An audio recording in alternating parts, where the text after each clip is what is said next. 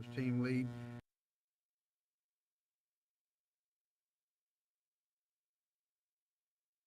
Any questions on the new hires? Motion. Okay. As far as an agency update, the internship we had started 1 June and ended July the 29th. It was a great deal. I know we have 2 or 3 that have been hired out of it, so that is fantastic. Anytime that we get to hire people out of the internship, it's a fantastic deal, and we've got quite a few people come to us in the agency because of that. Well, I tell you what, if you missed the Neshoba County Fair, you missed a party, and you missed a blast. It was wonderful. There was a good time up there. The Mississippi Coast Day was on the 28th, I think it was, and we had about 30 to 35 vendors there. We had the whole area covered in tents, and it was covered up, and everybody in the world was coming by, and they was all getting different things. Sand and clay mixer on Wednesday night. We fed 650 people that came through the line, and then we took I don't know how much to the cabins around us. So it was a fantastic deal, and I tell you what, the seafood was fantastic. The marine resources through the Marine Patrol and other parts of the marine resources cooked that food, and that we've earned them now because they want it forever. So that's the way it is. I was told one of the leaders from Neshoba said that now we're really worried that the Gulf Coast may take over the Neshoba County Fair. And I told him, I said, well, we're going to take over a day or two of it, but but we had a good time. It was a lot of fun and well done. Last Friday, we had MDMR Day. Had a great day.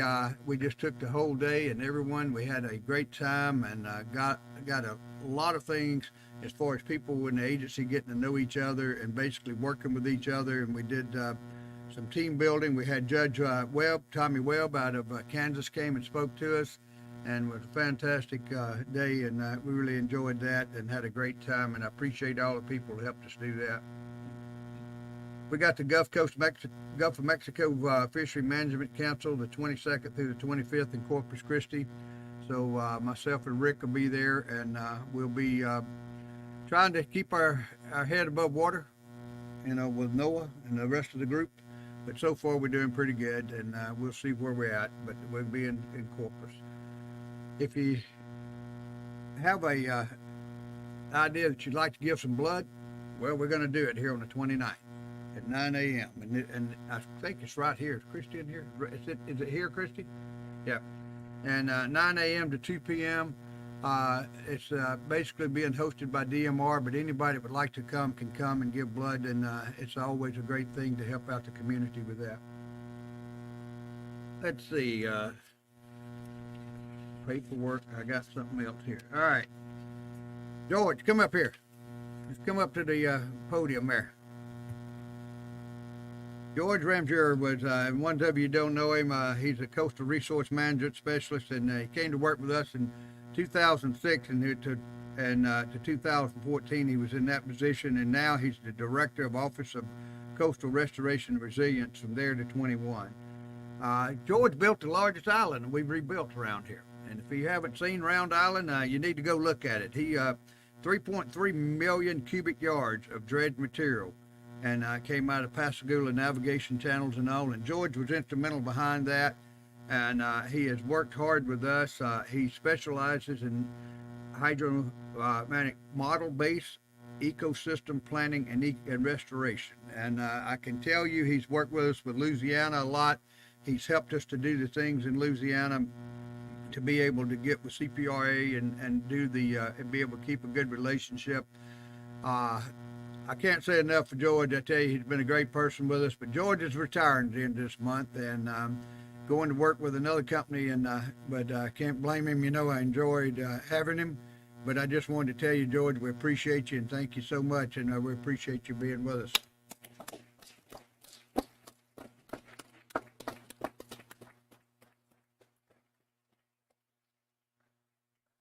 right. So we're going to let you know that September the 5th. And also, we got the Gulf States Marine Fisheries Commission on October 17th through 19th in San Antonio. We'll be at it.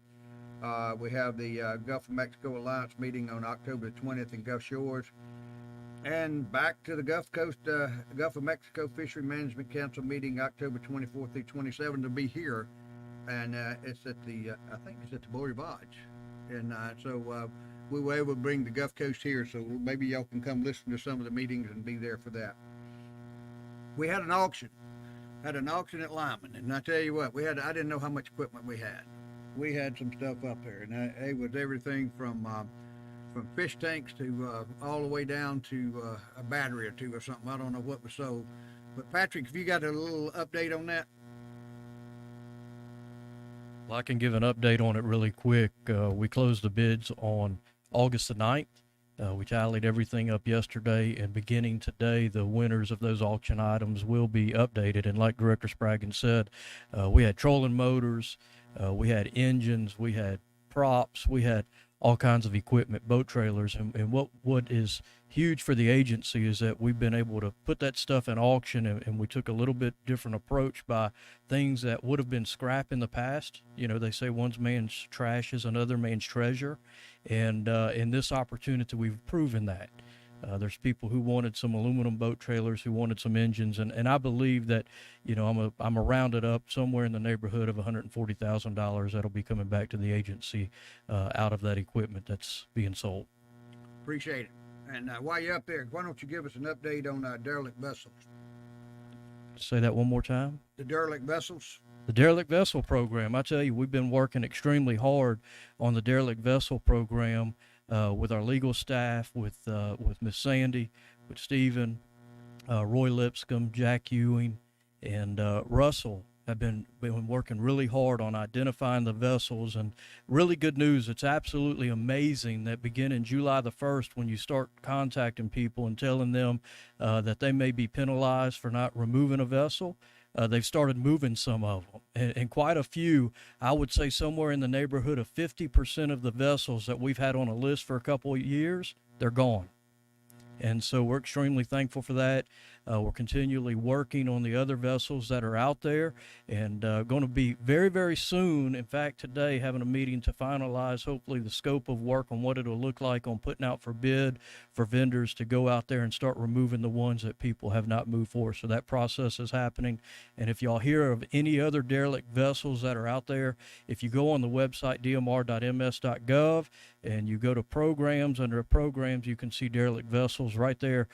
You can click on it and fill out a vessel of concern report, and we will get on it immediately. So thank you to everyone who's helped us in that program so far.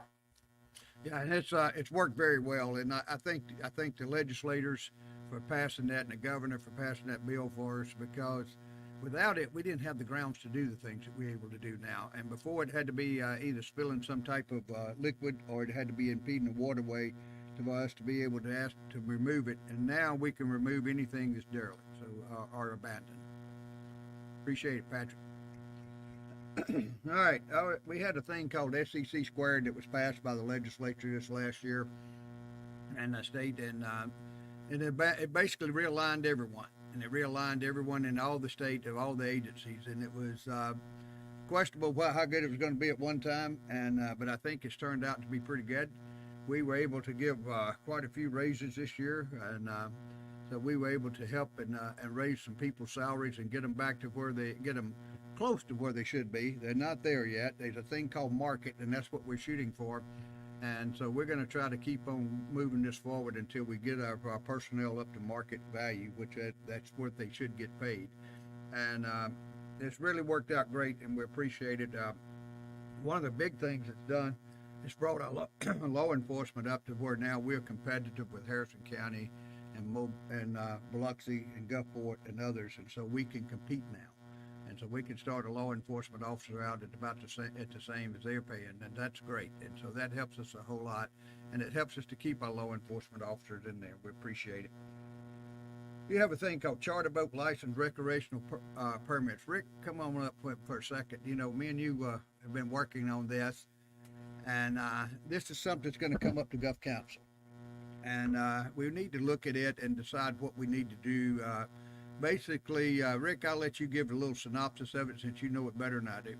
Yeah, so a lot, you've been hearing about the FES and the way that MRIP acknowledges effort, and it's a I want to say I don't want to say antiquated, but it's not an accurate system. And that's where the disparity between the numbers that we have in tails and scales and the numbers that MRIP has with their red snapper landings, and that's red snapper is just an example. But the effort is a problem, and so we've been talking with some of the other states, and what they're what the one of the ways they gauge the efforts through license sales. So as you know, we sell approximately 80,000 saltwater recreational fishing licenses in the state, and there's only 2 to 3 thousand. Is that right, Trevor? 2 to 3 thousand that are registered tails and scales users. So that percentage, that low percentage, less than 5% or around 5% of our licensed saltwater anglers actually participate in the red snapper fishery. There's a little bit more than that, probably if you add the people on the boat, but they're surveying all these licensed anglers, and we've discovered they're surveying a lot of unlicensed anglers, and that's going into deriving the effort. So one way to get around that is to do something similar to what Louisiana and Alabama has, is an offshore landing permit. So if you're going to fish for federally managed species, you have to have a specific permit that allows you to do so. There's been some talk of the federal government controlling this, and so you would be, if you're going to fish in federal waters, you need a federal license.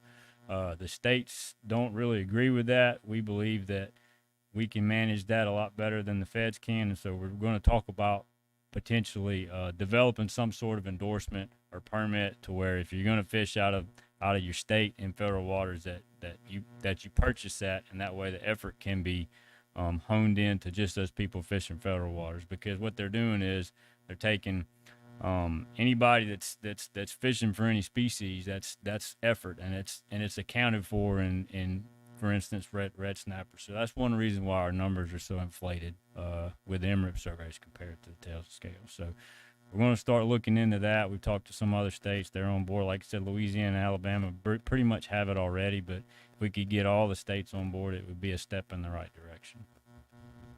Now the biggest thing is we don't need the federal government telling us how to manage our resources.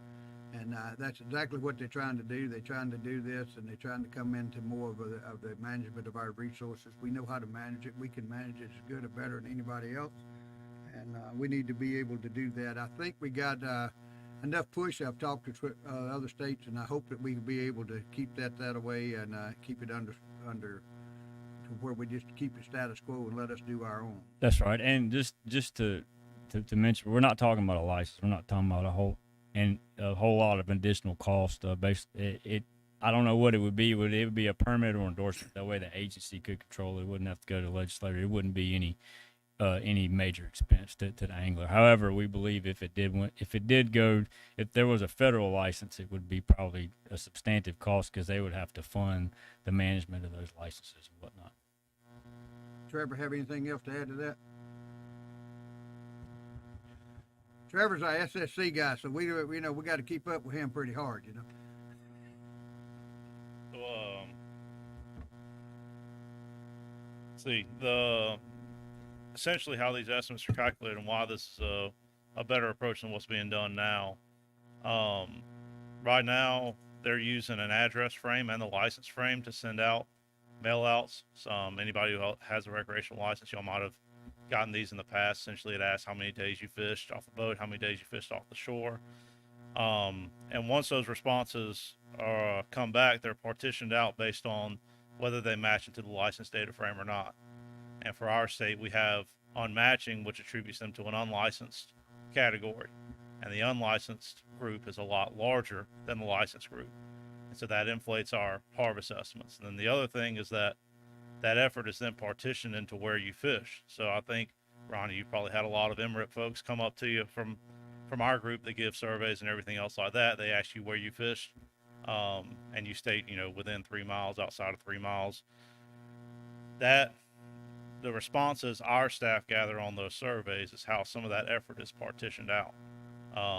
And so when we have a lot of folks who went red snapper fishing, for instance, if we go to West Beach or anything else like that, our proportions of folks fishing out in the EZ go up. So we have a higher effort estimate that comes across. And so this entire thought process is to essentially narrow down that frame of anglers that we're going to be asking how many times they fish, so that we don't have this effect from this large group of unlicensed anglers pushing in on our effort estimate and causing it to inflate. And hopefully what we'll see is that the magnitude will be more in line with what we think it is, and the patterning will match what we think it is, because right now we're not seeing that in MRF FES.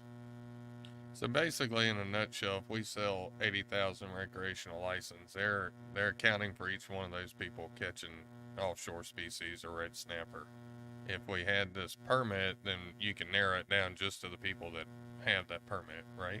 To a degree, yes.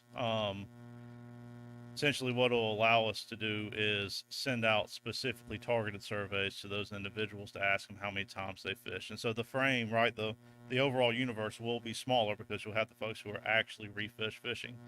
But it'll also help is partitioning that effort from what's called this unlicensed group, or the unmatched group. Essentially, they're licensed anglers that are responding that aren't matching to the licensed data frame, so they're being attributed to this larger group. So hopefully everything we're doing here will kind of narrow all this stuff down, so that when we get these responses, it'll be attributed to the license holders, and that'll be a little bit more reflective of the magnitude of harvest. Because four trips each for 10,000 anglers is still a lot less than,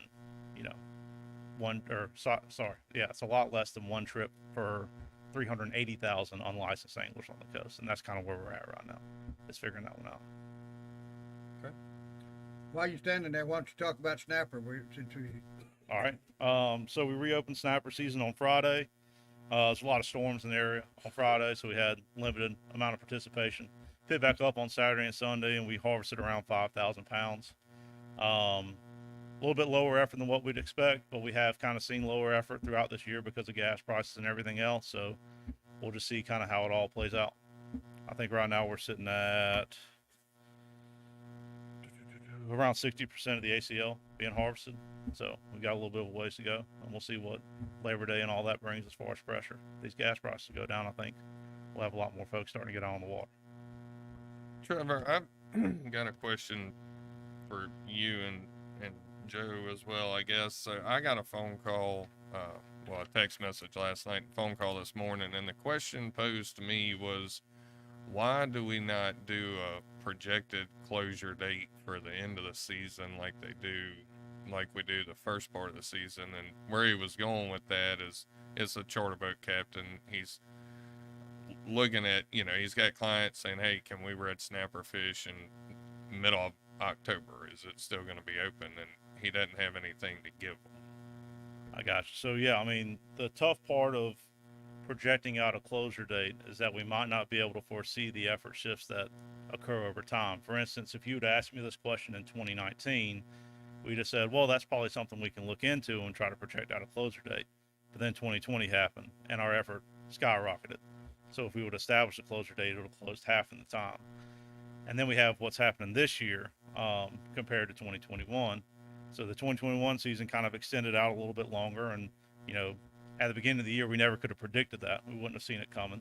And then this year, with gas prices and everything else, it's really hard to go out to a definitive date. And we've projected in the past, and we've ran projections and then, tested to see where we always ended up. And there's been times where we closed on a weekend because we thought that we'd be going over, and end up a storm popped up over the weekend, tanked effort, and then we had to reopen. So it's just a difficult fishery to establish a closure date for, because it's so dynamic, and we can try to provide rough dates to that degree, but there's probably a high probability that we'll either close earlier than that, or we'll have to close on the established closure date and reopen at a later date. And that's just something we try to avoid, because that just adds in more. And can we pretty much say, though, because of where we're sitting today, at 60%, and we're in the middle of August, that can we feel comfortable to go through the end of October? Yeah, well, I'm fairly positive we'll be up to the end of October. We this can year. tell them the end of October, we feel comfortable, we're good with that. Does that make sense? I think that'll And what we give try them to a do good is when we idea. see it coming, we try to let folks know as quickly as we can without, we don't want to give them 3 days before the season closes. We try to project it out as far as we can so we can let folks know. But Yeah. sometimes it's just not possible. Yeah, let them prepare. Okay, All right, thank you. All right, one other thing that we're going to talk about it. I've talked to the council about it last time. I talked to Noah. I would like for Mississippi to move in the direction of coming out from under MREP with Noah. I would like for Mississippi to move in that direction to follow Louisiana and Texas, and to be independent. It's going to mean that the legislature is going to have to allow us to spend some money, to do it, and maybe allocate a little bit for us, but it's not that much. We're talking around 600 grand a year or something in that neighborhood to be able to do it. I think we can definitely do that. We can manage our resource better. This way we can have our opening. We will still do surveys. We'll still do the things that need to be done. That's how we'll manage it, but we'll do it under our surveys and not under theirs. And I like that a whole lot better. I've told Noah they're not happy with me. I've told him that. I think if you saw the letter that Senator Wicker sent out, he wasn't happy either, and neither was a lot of the other senators on the Gulf. And I think that they explained to him that MREP is not working. I tried to explain that to him last time at the Gulf Council, and that their system is broken. It needs to be fixed, and they don't want to fix it. I mean, whenever you take the state of Mississippi and you take 5 days in a 2-year period and jeopardize us with 3 months each for fishing every day, catching the limit, and with 1,400 boats, and we fished for 5 days in the 2 days, and probably didn't have 400 boats in the 5 days. So I mean, it's amazing, and they just will not look at it. They will not. Trevor, come on, you know it all this better than I do. So, Joe, I got a quick question too on that. If we took that into our own hands, would that only include the 3 miles past the barrier islands and in? it includes 9 miles.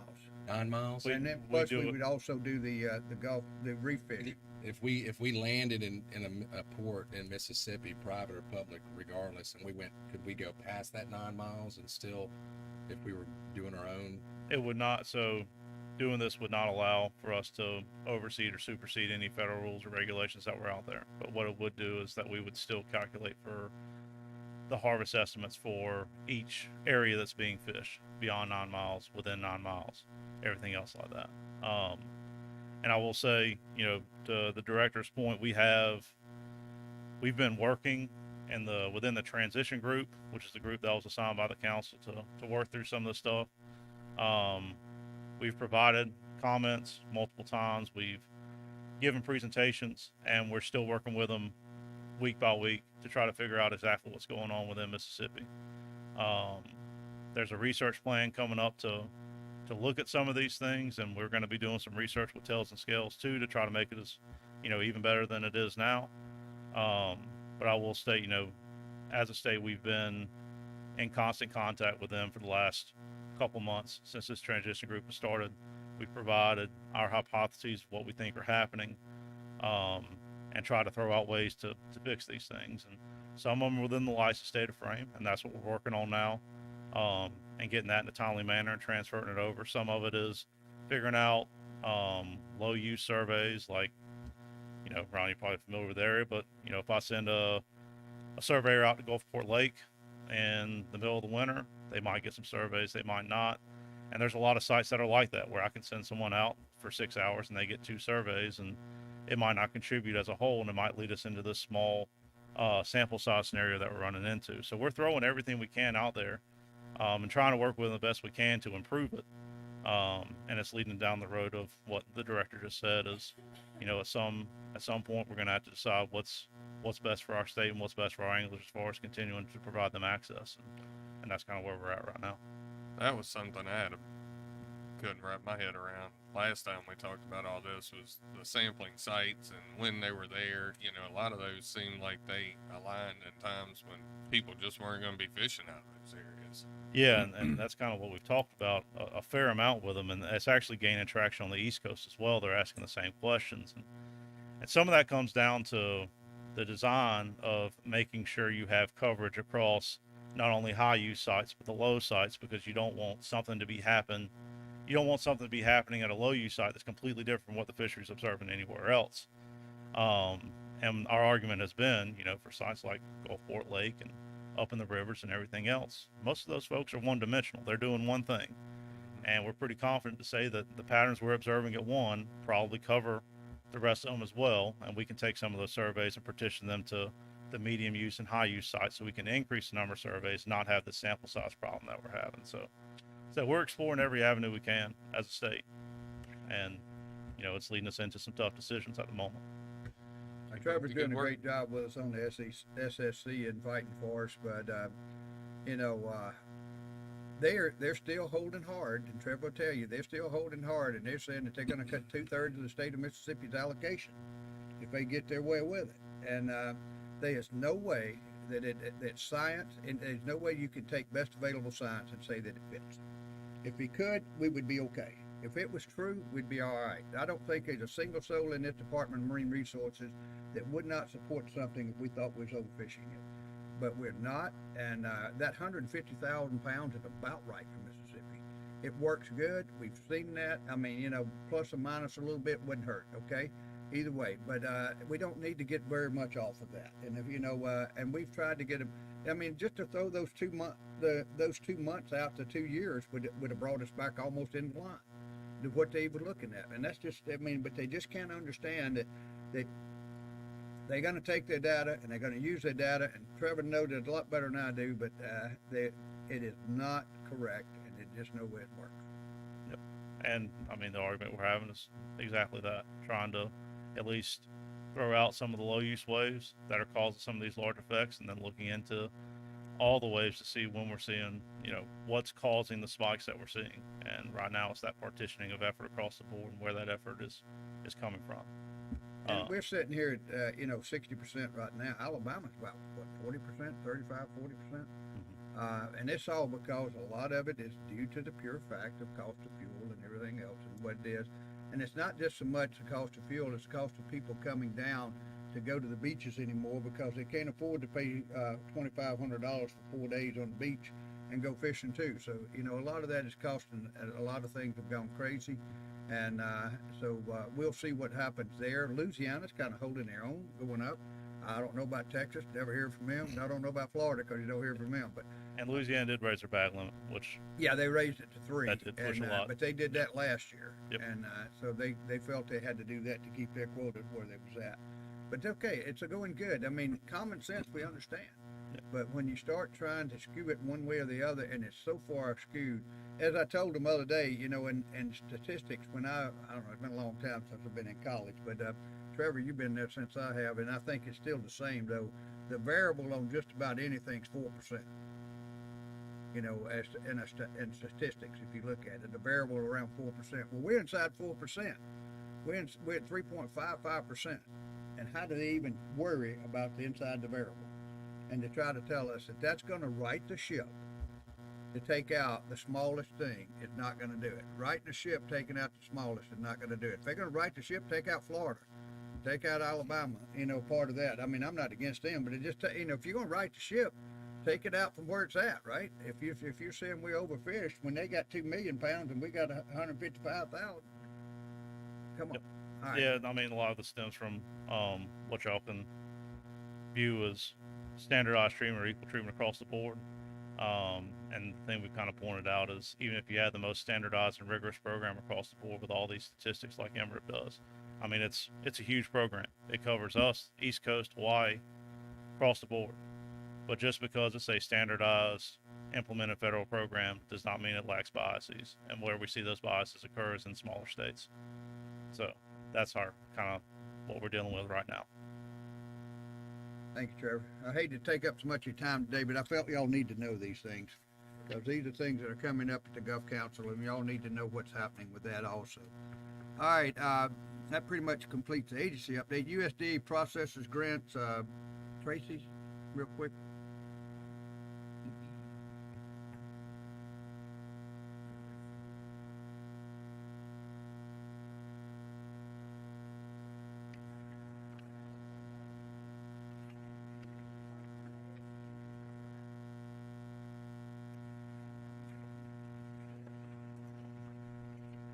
Okay, so we are getting some people in and it's working. Good deal. All right, Rick, any update on the Bonnie Carey? So unlike most months, I do have an update. We received some comments from OMB. They're nothing substantive. We're currently addressing them. We're almost done with it. I should get that back to them this week. But mainly, it's just questions of how are you going to do this, how are you going to do that, which is pretty much addressed in the spend plan. But we're having to readdress it. And that's just been the theme here the past few years. So, but OMB has reviewed it. They've sent us a comment. So we're still moving in a positive trajectory. So that's a good thing. And hopefully this will be the last round, but I can't.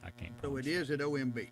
Yes, the comments that we're sending back will go to OMB. Okay, because I'm gonna have lunch with Senator Wicker, be the key speaker today for lunch, so I'm gonna talk to him about Yeah, it. when I received now Noah's the middleman. Noah sent it to me and said these are comments from OMB. So hopefully these are the last comments from OMB, and we can proceed after that. But I can't control that though. It seems to take forever to get anything done. All right, last thing is action items update, Sandy. At the July meeting, the commission recommended and the director approved 2 of the 4 no-wake zones that were requested from the Jackson County Board of Supervisors in the Old Fort Bayou waterway, and they tabled the other. And the director approved those as well. And the commission elected Ronnie Daniels as the chair and Cam Roberts as the vice chair.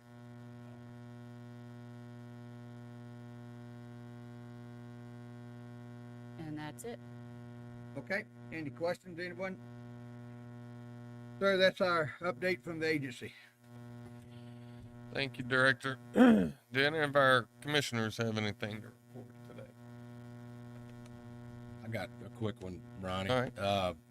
We did a group of guys this year. We had our second annual buoy fish tournament. It's basically a tag and release triple tail tournament. So some of that funding comes from this department for the triple tail program to the Gulf Coast Research Lab.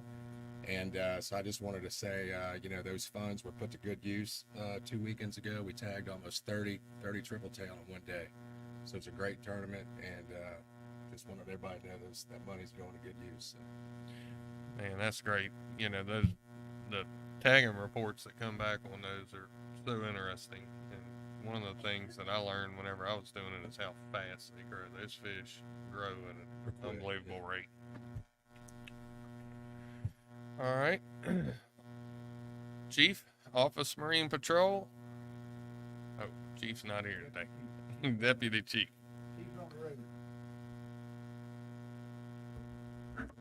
Good morning, everyone. July was a pretty busy month. The numbers kind of speak for themselves. Y'all have your report. Just quickly off the top, we had 2,668 stops in July. That's plus 1,000 from this time last year. And 141 citations versus 56 this time last year. So if there's anything of particular interest to anybody, I'll attempt to answer any questions. I don't believe so. Keep up the good work. Yes, sir. Thank you. Thank you. And might I remind everybody, Mississippi is still the highest in the Gulf on intercepts for snapper.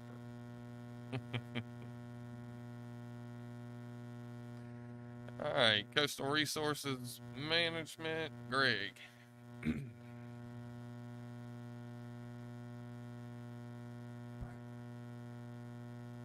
There we go. Okay, this is a permit request by the city of Biloxi. It involves the rebuilding of the Lighthouse Pier there at the intersection of Porter and Highway 90. It's in the general use district, and the agent is Seymour Engineering. So the majority of this project is the reconstruction of a pier. You can see 345 by 8 initially, then there'll be a covered pier section, and then another couple open pier sections with a T at the end. Another portion of this project comprises a jetty. Now, this is not your typical jetty like you think of that protects harbors or boat channels or anything like that. This jetty is basically more functioning for resiliency and access to the water. Most of y'all are pretty familiar with the coast and how you see areas that have been there for years, like Moses Pier, the jetty that leads to Moses Pier, the jetty that leads to Erie Pier, jetties that lead to Courthouse, Washington Avenue, and Bay St. Louis, etc. So this is an opportunity for them to put this structure there to allow more access. The sand beach doesn't allow a lot of access to people who are handicapped or providing in scooters or things like that. So you have this jetty that'll have a sidewalk on top of it. It'll allow that access for those folks, as well as we do know in the past that jetties have also been a good fishing area as well. Anytime you have a chance to put some structure out there, you do get an attractant. So also, another portion of the project, final part, is the dredging for the project for the access barge. This will be temporary. The material will be side cast to the side and then will be placed back when the work is complete. And they have requested a variance for the fill with the jetty, associated with the jetty. This is not the greatest drawing in the world, but you can see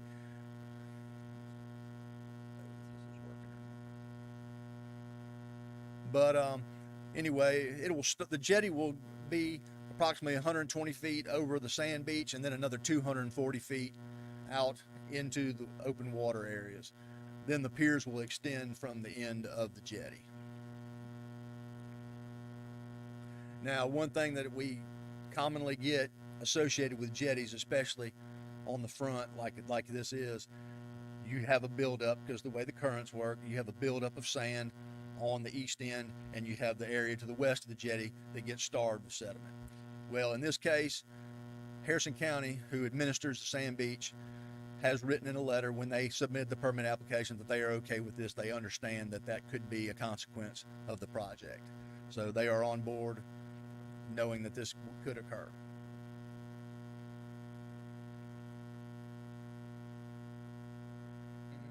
Let's go to the next one because I'm having trouble advancing. Okay, here's just some pictures of how it is currently. You do see that the beach has eroded substantially. There has been past permits in place to re-nourish the beach. Okay, then we have just a view looking out toward the west. So this project was placed in the Sun Herald and on the DMR website.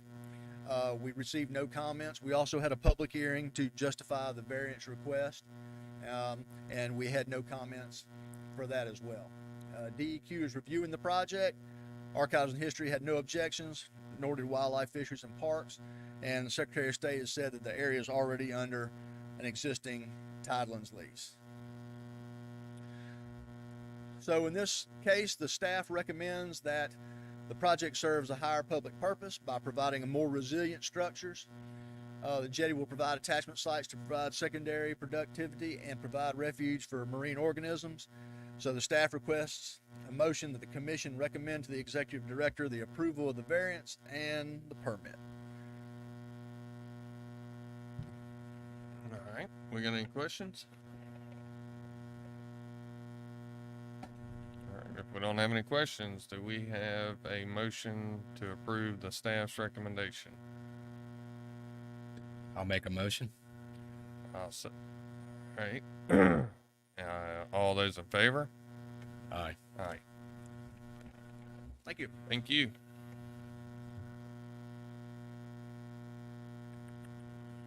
Okay. Looks like we're gonna have Miss Brewer up for finance and administration. Good morning, everyone. Leslie Brewer, CFO. I'll be presenting the financials for the month ending July 31st, 2022. At the end of the month, our state and our agency revenue was $3 million. Our state net income was 2.8, and our agency was 2.4. And then after a month, both of our budgets are at 99.5%. Does anyone have any questions?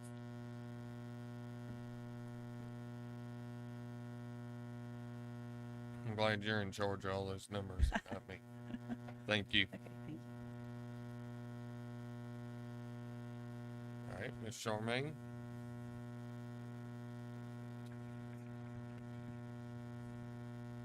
Good morning. The Mississippi Department of Marine Resources was mentioned 11 times in local, state, and national media since the July MACMR meeting. News items included red snapper season reopening, the red snapper project with GCRL, and the Seafood Processors Pandemic Response and Safety Block Grant. Seafood Technology hosted a basic seafood HACCP training with 10 registrants. The training was held July 27th through the 29th in the Bolton building. MDMR staff participated at One Coast Day at the Neshoba County Fair. On July 27th, we fed Gulf Fresh Mississippi seafood to an estimated 800 guests. We also promoted the Mississippi Seafood Program with a booth featuring promotional materials the morning of July 28th. Many agencies and organizations from the Gulf Coast attended One Coast Day to promote everything our coast has to offer. Mississippi Seafood also attended the Great American Seafood Cook-Off in New Orleans on August 6th. Cooper Miller with Forklift in Tupelo represented Mississippi after winning the Mississippi Seafood Cook-Off in May. He competed against chefs from 13 states, and Chef Cooper did an amazing job with his dish, but Massachusetts took home the win. All right, thank you. We're gonna have a public comment. You wanna wait till the end, Mr. Ramsey? All right. We will put that to the side. These are always my favorite. So now we're gonna get to marine fisheries, and we got some new records.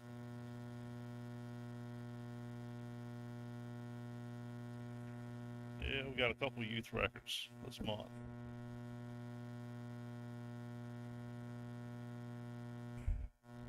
So the first was a youth conventional record, and these are both from Mr. Rhodey Arms. He brought them in a couple weeks ago. The first one's a leatherjack.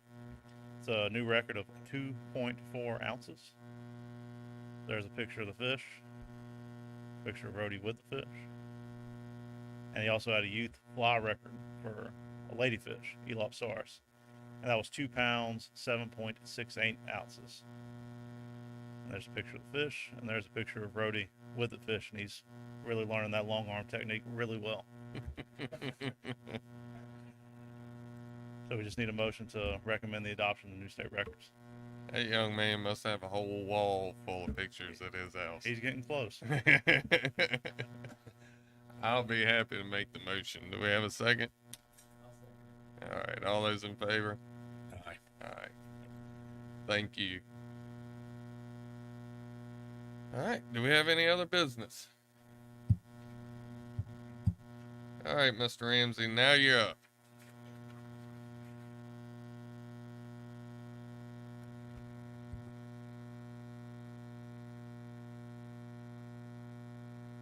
Good morning. In the past, I went to the Gulf Coast Research Laboratory seminar, and at this seminar, I was introduced to Gulfport robotics students. And the students approached me and inquired how they could help me. And so what we've done is we've developed a robotic lifting system to accommodate disabled people from the pier onto the boat, back onto the pier. They went and got an MIT grant, and I was recognized for this introduction. So what I'm trying to introduce is an opportunity. I seen the Army Corps of Engineers developed a pier on Deer Island in 2015. It was introduced for accessibility. Well, what does that do for disabled community? Amenities for loved ones and caretakers.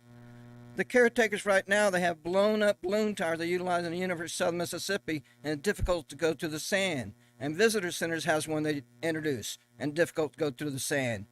So the hunting industry uses track wheelchairs in the woods. So why don't we bring the track wheelchairs to the islands to enjoy nature? 606 Outdoor Stewardship Program and Master Naturalist Program, Eric Sparks. So I'm trying to make sure it's implemented appropriately with our capabilities in our community, including Heritage Trails Partnership.